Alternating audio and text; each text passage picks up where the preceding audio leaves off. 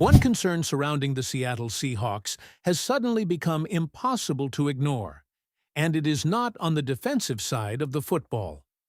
While many people are already looking ahead with confidence, believing this team can simply continue where it left off, there is one issue that continues to stand out.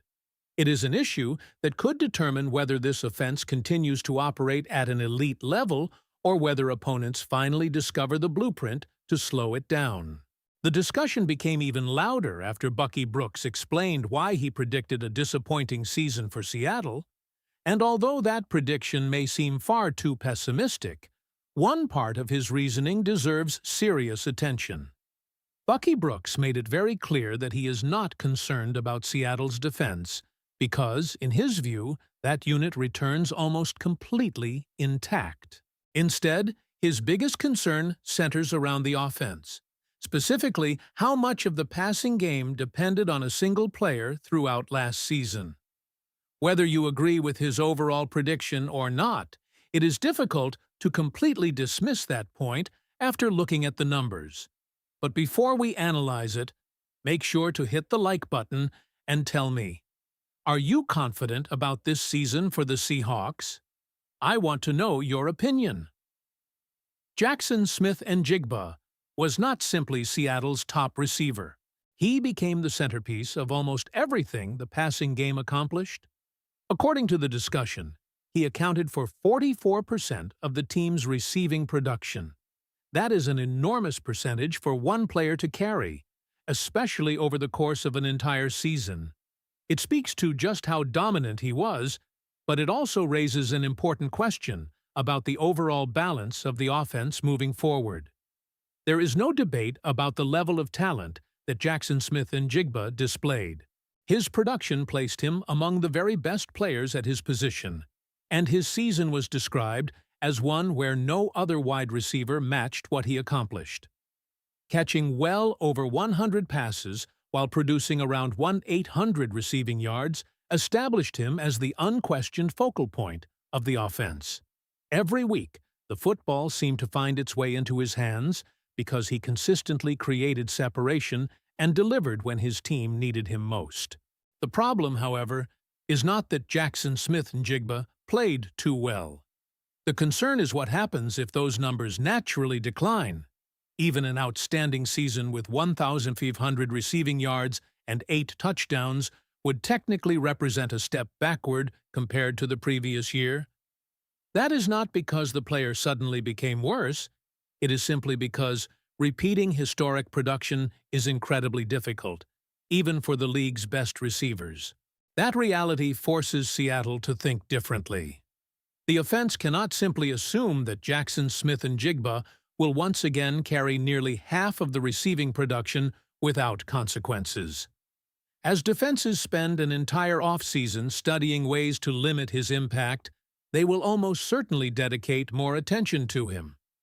If that happens and no one else consistently steps forward, the offense could face challenges that were easier to overcome before.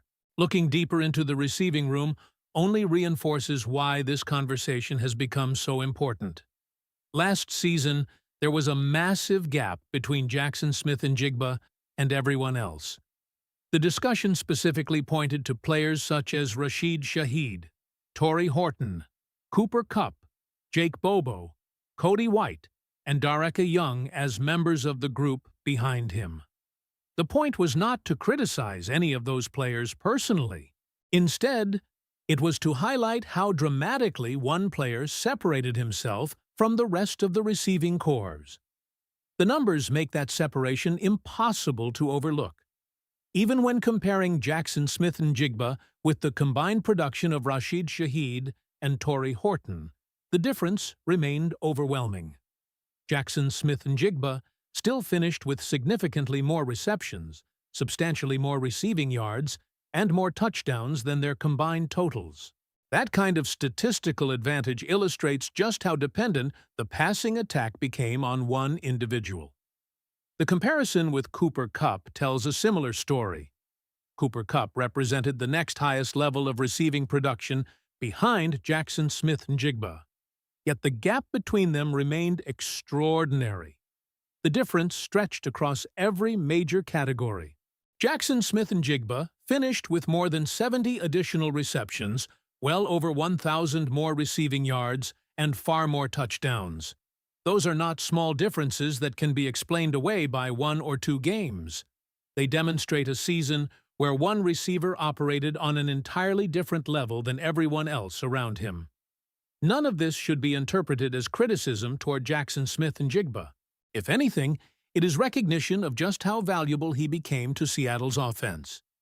Few players in the league can dominate an offense the way he did.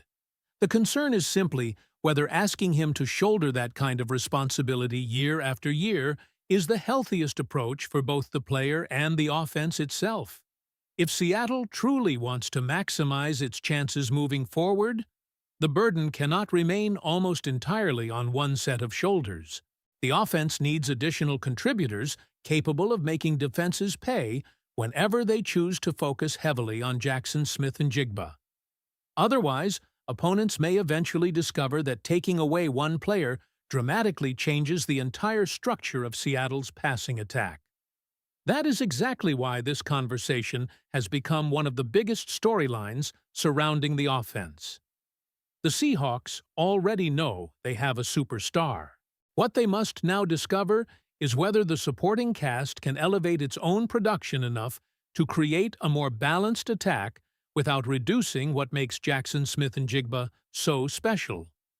If that balance cannot be achieved, the concern raised during this discussion may become much more than just an off-season debate. What do you think? Are the Seahawks relying too heavily on Jaxon Smith-Njigba? Or do you believe the current supporting cast is ready to take enough pressure off him this season? The responsibility for solving this issue does not fall entirely on the players.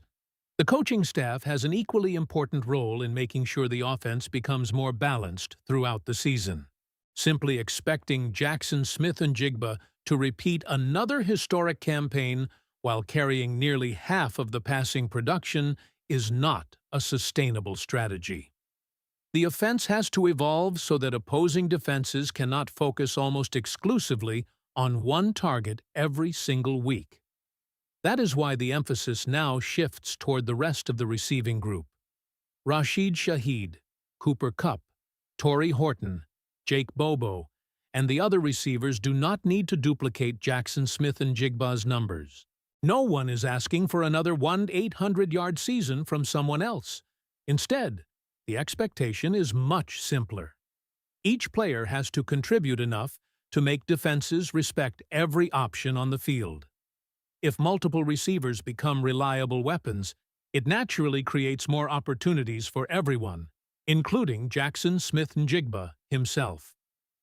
Another point raised during the discussion was how the offense appeared to operate more smoothly once the running game found its rhythm. As the ground attack improved, there was a noticeable reduction in Jaxon Smith-Njigba's overall production, yet the offense continued functioning effectively. That balance is exactly what Seattle should be looking to build upon, instead of placing such an overwhelming workload on one receiver. The ultimate objective is not to reduce Jaxon Smith-Njigba's importance.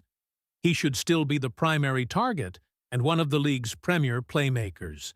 The goal is to create an offense where success does not depend almost entirely on one player's production. If Seattle can spread the football more effectively while maintaining the same level of efficiency, the entire unit becomes much more difficult to defend over the course of a long season. Whether that adjustment happens will depend on the development of the supporting cast and on the coaching staff's ability to put every offensive weapon in position to contribute. The talent at the top is already there. Now the challenge is ensuring the production around that star reaches a level where opponents can no longer build their entire defensive game plan around stopping just one receiver. If you enjoyed this breakdown, make sure to subscribe to the channel, leave a like, and turn on notifications so you never miss the latest Seahawks news and updates. Also, click the video that's now on your screen to continue following everything happening with the Seahawks. The fastest and most complete updates are right here, and you won't want to miss what's coming next. Go Hawks!